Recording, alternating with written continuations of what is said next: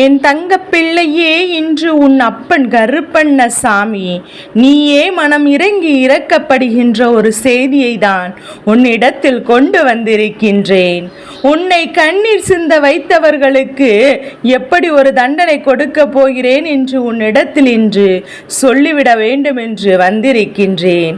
இதை கேட்டு நீ இறக்கப்படுவாய். உன்னை கண்ணீர் சிந்த வைத்தவர்களுக்கு பெரிதாக தோன்றாது. ஐயோ பாவம் என்றுதான் உனக்கு தோன்றும். அப்பேற்பட்ட தண்டனை இவர்களுக்கு கிடைத்து விட்டது. அதை என்னவென்று நீ தெரிந்து கொள்ள வேண்டிய நேரமும் இப்போது வந்துவிட்டது. என் பிள்ளையே, எப்போதும் இந்த வாழ்க்கையில் பிரச்சனைகளும் கஷ்டங்களும் அதிகமாக வரும்போது நமக்கு கஷ்டம் கொடுத்துவிட்டு இவர்கள் நன்றாக இருக்கிறார்கள் என்று நீ தெரிந்து கொண்டாய் அல்லவா? இந்த கருப்பன் எதை கண்டுகொள்ளாமல் இல்லை, தெய்வம் எனக்கு எதையும் நடத்தவில்லை என்று சொல்லிக் கொண்டிருக்கின்ற உனக்கு இந்த கருப்பன் எப்பேற்பட்ட விஷயத்தை இவர்கள் வாழ்க்கையில் நடத்தி இருக்கிறேன் என்பது உனக்கு தெரிய வரும் அல்லவா? இதை கேட்ட பிறகு நீயாகவே அவர்கள் மீது இறக்கப்படுவாய். ஏனென்றால் அப்பேற்பட்ட ஒரு தண்டனையை தான் அவர்களுக்கு இந்த அப்பன் கொடுத்திருக்கின்றேன் என்பதை நீ தெரிந்து கொள்ள வேண்டும். என் அன்பு குழந்தையே, இந்த கருப்பண்ணசாமி உன் வாழ்க்கையில் இல்லை என்றால் மிகப்பெரிய பிரச்சனையை சிக்க வைத்து உன்னை கஷ்டத்திலிருந்து வெளிவர முடியாத அளவிற்கு மிக வைத்திருப்பார்கள் என்பதை உணர்ந்து கொள்ள வேண்டும். என் குழந்தையே, உன்னை இங்கே கண்ணீர் சிந்த வைத்தவர்களுக்கு உன் அப்பம் தும்சம் செய்வதற்காக இன்று வந்திருக்கின்றேன். என் குழந்தையே, இந்த அப்பனுடைய வார்த்தைகள் என்று சொல்லும் பிள்ளைக்கு மட்டுமே சொந்தமானது. என்னுடைய வாக்கானது உன் மனதிற்கு மிகப்பெரிய ஆறுதலையும் நிம்மதியையும் தந்து கொண்டுதான் இருக்கும்.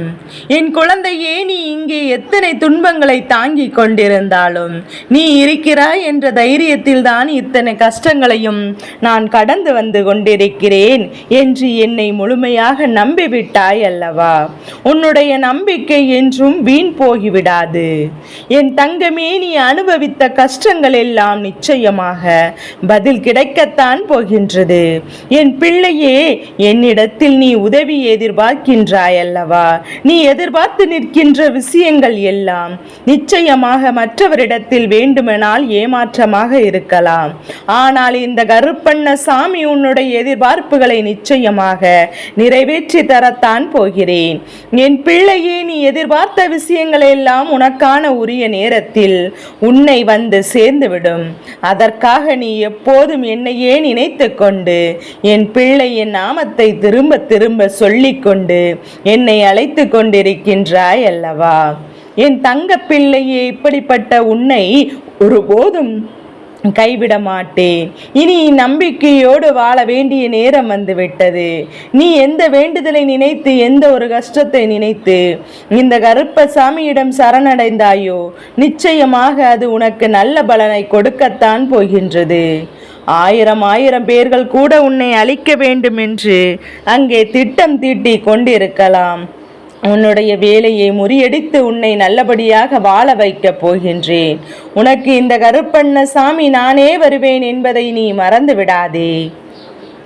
என் குழந்தையே, உன்னோடு இருப்பதை நீ என்னவென்று தெரிந்து கொண்டு அதன் பிறகு அப்பன் உன் வாழ்க்கையில் என்னென்ன செய்கிறேன் என்று இன்று நீ தெரிந்து கொள்ளப் போகின்றாய்.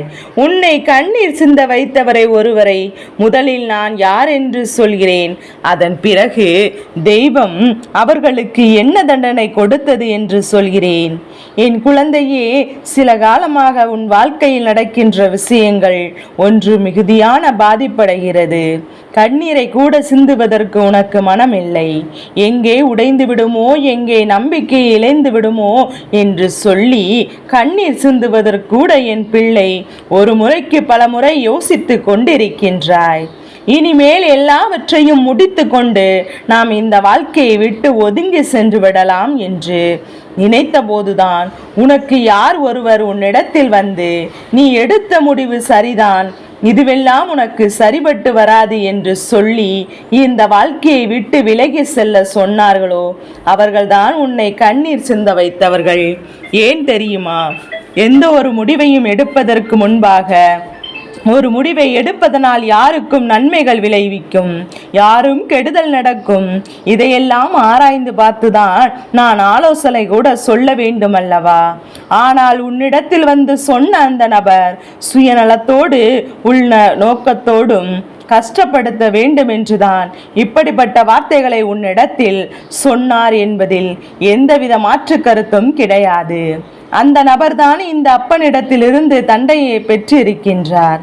என் பிள்ளையே, எத்தனையோ முறை நீ துன்பங்களில் உனக்கென்று கொண்டு அடுத்தது என்ன செய்யலாம் என்று சிந்தனைகள் எல்லாமே அப்படியே பட்ட தருணங்களில் எல்லாம் இந்த கருப்பண்ண சாமி உனக்கு துணையாக நான் வந்து கொண்டிருந்தேன்.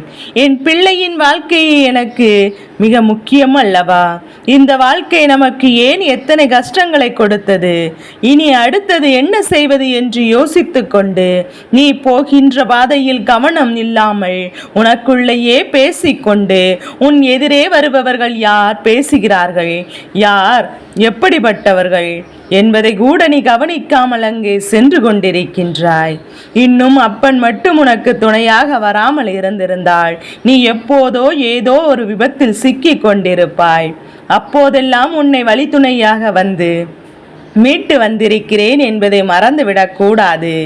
என் பிள்ளையே, உனக்கு இப்படிப்பட்ட ஒரு கஷ்டத்தை கொடுத்தவருக்கு முதலில் நீ என்னவென்று தெரிந்து கொள்ள வேண்டும்.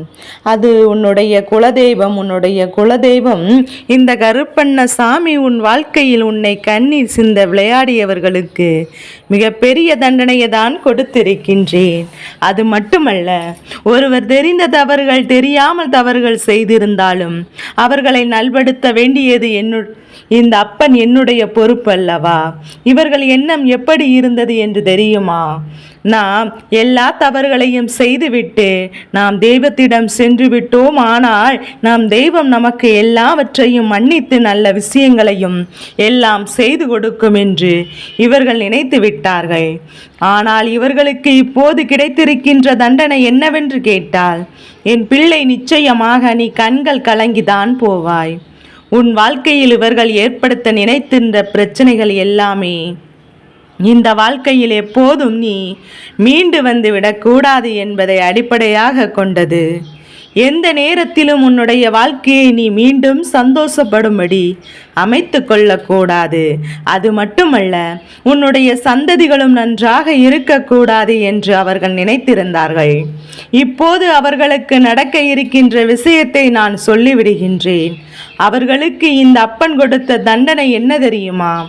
அவர்கள் வாழ்க்கையில் நல்லது நடந்து எதுவும் இனி நடக்கப் போவதும் இல்லை. உனக்கு என்னெல்லாம் நடக்க வேண்டும் என்று நினைத்தார்களோ அதுவெல்லாம் அவர்களின் பக்கமே திரும்பிவிடப் போகின்றது. உன்னுடைய சந்ததியின் ஒருவருக்கு மிகப்பெரிய பிரச்சனை வரப்போகின்றது. இவருக்கு இருக்கின்ற ஒரு மிகப்பெரிய கஷ்டங்கள் எல்லாம் சிந்தித்து விடாமல் எல்லாவற்றையும் இழந்து நிற்கப் போகிறார்கள். இது மட்டும்தான் நான் சொன்னதற்கு காரணம் கிடையாது.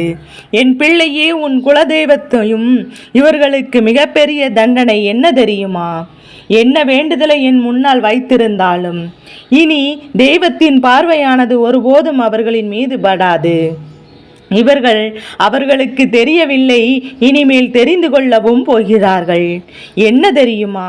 இவ்வளவு காலத்திற்கு முன்னாலும் அவர்கள் இப்போது நடந்து கொண்டிருக்கின்ற விஷயங்கள் பல மாற்றங்கள் ஏற்படும்.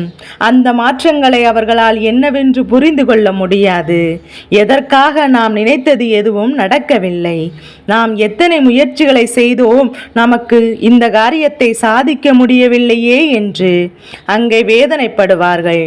கடைசியாக இதுவெல்லாம் நடக்காமல் போனதற்கு காரணம் இந்த குலதெய்வத்தின் தண்டனை அவர்களுக்கு இல்லை என்பதையும், அவர்கள் இப்படி ஒரு தண்டனை கொடுக்க காரணம் என்ன என்பதையும் இந்த கருப்பண்ணசாமியே இவர்கள் தன்னுடைய காரியத்திற்காக பயன்படுத்த துணிந்து விட்டார்கள். நாம் செய்கின்ற தவறுக்கு தன்னுடைய குலதெய்வத்தையே இவர்கள் உடனழைத்தார்கள் அல்லவா? நீ என்னோடு இருந்து கொண்டு இவர்கள் வாழ்க்கையை அழித்துவிட்டு அப்போதுதான் நாம் சந்தோஷப்படுவேன் என்றல்லவா என்னிடத்தில் கேட்டார்கள். இப்படிப்பட்ட எண்ணம் கொண்டவர்களை தெய்வம் ஒரு நாளும் தண்டிக்காமல் விடாது என்பதை புரிந்து கொண்டாய் அல்லவா? இனி உனக்காக எந்த ஒரு விஷயங்களும் உனக்கு தள்ளி போகாது. அதே நேரத்தில் தானாகவே மற்றவர்களுக்கு கெடுதலை செய்விட்டு தெய்வத்திடம் வந்து மண்டியிட்டு கொண்டால் இந்த தெய்வமானது ஒருபோதும் அவர்களை தண்டிக்காமல் விடாது என்பதை நீ புரிந்து கொள்ள வேண்டும். என் குழந்தையே, இந்த சூழ்நிலையில் இவர்கள் படும் கஷ்டத்திற்காக நீ ஒருபோதும் இரக்கப்படாதே. அந்த தகுதி இவர்களுக்கு இழந்து விட்டார்கள். உன்னுடைய கண்ணீரை கண்டு ரசித்தவர்கள், உன்னுடைய உடன் சந்ததிகள் வாழக்கூடாது என்று நினைத்தவர்கள், இந்த வாழ்க்கையில் நிலையாக இருக்கக்கூடாது என்று மனதார தெய்வத்திடம் வேண்டியவர்களுக்கு நீ மன்னிப்பினை கொடுத்ததை நிறுத்திவிட்டு உன்னுடைய வாழ்க்கையில் எல்லா விஷயங்களும் இப்போது நீ தயாராக இருந்தால் போதும். அவரவர்கள் செய்த பாவங்களுக்கான தண்டனை நிச்சயமாக கிடைக்கும். நீ எப்போதும் நல்ல எண்ணங்களோடு நல்ல செயல்களை செய்து வந்தால் போதும். என் அன்பு குழந்தைக்கு எப்போதுமே இந்த கருப்பண்ண சாமி துணையாக இருந்து கொண்டிருப்பேன். நினைக்கின்ற எல்லாவற்றையும் உனக்காக உன் வாழ்க்கையில் செய்து கொடுக்க போகிறேன். இதுவரை எனக்கு துன்பங்களை மட்டும் கொடுக்கின்றாய் என் அப்பனே என்று என்னிடம் கேட்டாய் அல்லவா? மனம் பொறுக்காமல் ஏதோ ஒரு சில வார்த்தைகள் என்னிடம் பேசினாய் அல்லவா? அதுவெல்லாம் இந்த கருப்பனிடத்தில் நீ காட்டிய அன்பின் அடையாளமாகத்தான் அதை நான் பார்க்கின்றேன். உண்மையான அன்பு இருக்கின்ற இடத்தில் நிச்சயமாக கோபமும் வரத்தானே செய்யும். என் குழந்தையே, பணம் எவனிடம் இருக்கின்றதோ அவனிடம்தான் எல்லா அபகம் இருக்கும். அவனா என்கின்ற பொறாமையும் இருக்கும். எனக்கு என்கின்ற பேராசை அதிகமாக இருக்கும். இதுவெல்லாம் பாவத்தின் அடையாளமாகத்தான் அவரிடத்தில் சேர்ந்திருக்கின்றது. பணம் மட்டும் வாழ்க்கையில் இருந்துவிட்டால் போதாது, புண்ணியமும் கிடையாது. சிலருக்கு நல்ல விஷயங்கள் செய்து மனதார மற்றவரின் ஆசிகளையும் நீ பெற வேண்டும் அல்லவா? என் குழந்தையே, அதுபோலதான் உனக்கெதெல்லாம் எதுவாக இருந்தாலும் அதுவெல்லாம் உன்னை வந்து நிச்சயமாக சேரத்தான் போகின்றது. உன் வாழ்க்கையில் இருக்கக்கூடிய எல்லா சிக்கல்களையும் கடந்து எல்லாம் விஷயங்களிலும் உன்னிடத்தில் கொண்டு வந்து சேர்ப்பேன். அப்போது உனக்காக நீ ஆச்சரியப்படும்படி நடந்து முடியும். எல்லாமே நல்லதாகவே நடக்கும் என்பதை நினைவில் வைத்துக்கொள். கண்ணீர் சிந்த வைத்துவிட்டு மனவேதனையில் தள்ளிவிட்டு அவர்கள் சந்தோஷமாக இருந்துவிட முடியும் என்று நினைத்து கொண்டிருக்கிறார்கள். நான் அவரிடத்தில் இந்த வாழ்க்கை என்றால் என்ன என்று மிகப்பெரிய பாடத்தை உணர்த்தத்தான் போகின்றேன். உனக்கு ஏற்பட்ட கஷ்டத்திற்கான தீர்வினை அவர்கள் நிச்சயமாக அனுபவிக்கத்தான் போகிறார்கள். இதற்கு முன்பு உன்னுடைய வேதனைகளை எல்லாம் அவரிடத்தில் புரிய வைக்க வேண்டும் என்று எத்தனையோ சூழ்நிலைகளும் வாய்ப்புகளையும் கொடுத்தேன். ஆனால் அதையெல்லாம் நான் உணர்ந்து கொள்ளவில்லை. மீண்டும் மீண்டும் உனக்கு அதே தவறினை தான் செய்து கொண்டிருக்கிறார்கள். அவர்கள் திருந்திருந்தால் கூட என் தண்டனையிலிருந்து தப்பியிருப்பார்கள். அவர்கள் இன்னும் திருந்தவில்லை. நிச்சயமாக தப்பியிருப்பார்கள். இன்று கருப்பனுடைய சக்தி என்னவென்பதையும் என்னுடைய தண்டனை எப்படிப்பட்டதாக இருக்கும் என்பதையும் இனி அவர்கள் பார்க்கத்தான் போகிறார்கள். நீ மனதார யாருக்கும் எந்த தீங்கும் செய்யாமல் அப்பனே கதி என்று இருக்கின்ற என் குழந்தை அல்லவா, அங்கே சீண்டி பார்க்க நினைத்து விட்டார்கள். உனக்கு துரோகம் செய்யவும் துணிந்து விட்டார்கள் அல்லவா? உன்னிடத்தில் இருந்தே அவர்கள் நன்மைகளை பெற்றுக்கொண்டு உன்னை கீழே தள்ளிவிடவும் நினைத்தார்கள். இவர்கள் அதை மீண்டும் மீண்டும் செய்து கொண்டுதான் இருக்கின்றார்கள். ஒவ்வொரு நாளும் ஒவ்வொரு நிமிடமும் என் குழந்தை அங்கே சங்கடத்தில் மனவேதனையில் தவித்து கொண்டிருக்கின்றது. இவர்களை எல்லாம் பற்றி நினைக்கும் போது உன்னுடைய மனவேதனை அதிகமாகி விடுகின்றது. அப்பனே, எனக்கு நல்லது செய்வாயா என்று அழைக்க போதும் எல்லாம் உன் அப்பன் உடனடியாக ஓடி வர வேண்டும் என்று நினைக்கின்றேன். ஆனால் அதுவரை இவர்களின் ஆட்டமெல்லாம் போகும். என் குழந்தையினை எந்த அளவிற்கு சோதித்து பார்க்கிறார்கள் என்றுதான் நான் பார்த்து கொண்டிருந்தேன். அப்படிப்பட்ட தவறுகளை சரி செய்வதற்கான கால நேரத்தையும் கொடுத்தேன். ஆனால் இந்த அப்பனுக்கு அவர்களுக்கு அதிகமான காலத்தையும் நேரத்தையும் வாய்ப்புகளையும் கொடுத்து விட்டதாக இன்று எண்ணுகின்றேன். நீ நிச்சயமாக உன்னை இந்த சோதனை காலத்திலிருந்து நான் மீட்டெடுக்கத்தான் போகின்றேன். உன்னை சந்தோஷமான காலத்திற்கு அழைத்து செல்ல உன் அப்பன் இன்று உன்னிடத்தில் வந்து விட்டேன் என்பதை மறந்து விடாதே.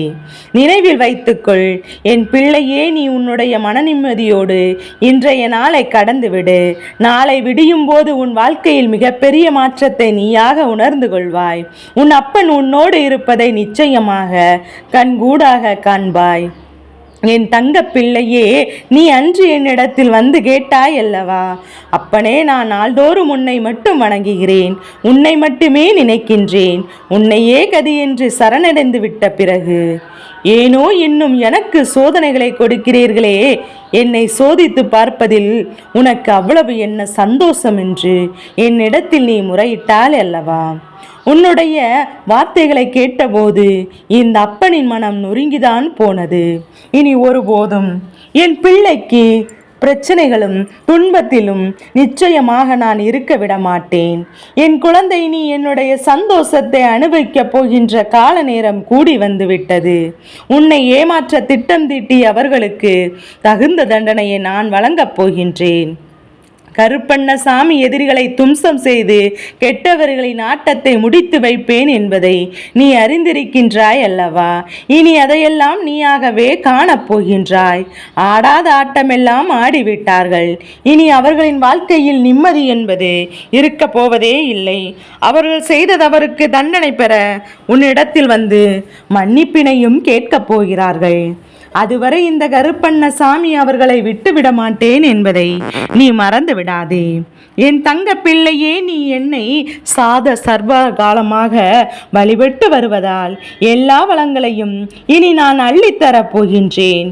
நீ என் குழந்தையின் கண்ணீர் சொட்டு வீணாகிவிடக்கூடாது. அதை நீ பாதுகாப்பாக வைத்து கொள்ள வேண்டும். உன் மனதில் உள்ள வேதனைகளை நான் அறியவில்லை என்று ஒருபோதும் நீ நினைத்து விடாதே. இனிமேல் எப்போதும் உன்னோடு நான் இருக்கப் போகிறேன். உன்னை விட்டு ஒரு காலமும் நான் எங்கே நகர்ந்து சென்று விட மாட்டேன். என்னை நீ மனதார நம்பிவிட்ட பிறகு உனக்கான விஷயங்களையும் வேண்டுதல்களையும் நிறைவேற்றி கொடுக்க வேண்டியது என்னுடைய முதல் கடமை என்பதையும் மறந்து விடாதே. நீ அவ்வளவு சாதாரணமாக இந்த உலகத்தில் படைக்கப்பட்ட குழந்தை அல்லவா. இந்த கருப்பனின் ஆசிகளோடு பிறந்த குழந்தை. உன்னை நான் தான் இந்த உலகத்திலிருந்து தேர்ந்தெடுத்து அனுப்பியிருக்கிறேன். அப்படி இருக்கும்போது உனக்கு இத்தனை சோதனைகளும் வந்த பிறகு நிச்சயமாக உன்னை நான் காப்பாற்ற வந்துவிட்டேன். இனி எத்தனை கஷ்டங்கள் வந்தாலும் அதற்கெல்லாம் என் பிள்ளை நீ ஒருபோதும் கலங்க வேண்டாம். என் குழந்தையே, நீ அப்பனே கருப்பா என்று ஒரு கணமே உன்னை தேடி வந்து உன் அருகில் நிற்பேன். உன்னுடைய நேர்மையான குணங்களும் உன்னுடைய பக்தியையும் பாசமும் அன்பும் இந்த கருப்பனை அதிகமாக மனம் குளிர செய்து விட்டது. இனி நிச்சயமாக உன் வாழ்க்கையில் மன நிம்மதியையும் சந்தோஷத்தையும் உருவாக்கி தரத்தான் போகின்றேன். என் குழந்தையே, நீ எப்போதும் போல உன்னுடைய கடமைகளை செய்து வா. உன்னை சுற்றி இருக்கும் எதிரிகளும் துரோகிகளும் என்ன நடக்கிறது என்பதை வேடிக்கை பார்த்தால் மட்டும் போதும். நல்லவர்களுக்கு நல்ல விஷயங்களையும் தீய எண்ணங்களை கொண்டவர்களுக்கு அவர்கள் என்னபடியே அந்த வாழ்க்கையை கொடுத்து தர வேண்டியது இந்த அப்பனுடைய பொறுப்பு அல்லவா. இதையெல்லாம் இனி நாம் வாழ்க்கையில் செய்து கொடுக்கத்தான் போகின்றேன். என் தங்க பிள்ளைக்கு இந்த கருப்பண்ணசாமியின் ஆசீர்வாதங்களும் அன்பும் துணையும் என்றென்றைக்கு முழுமையாக கிடைத்து கொண்டே இருக்கும்.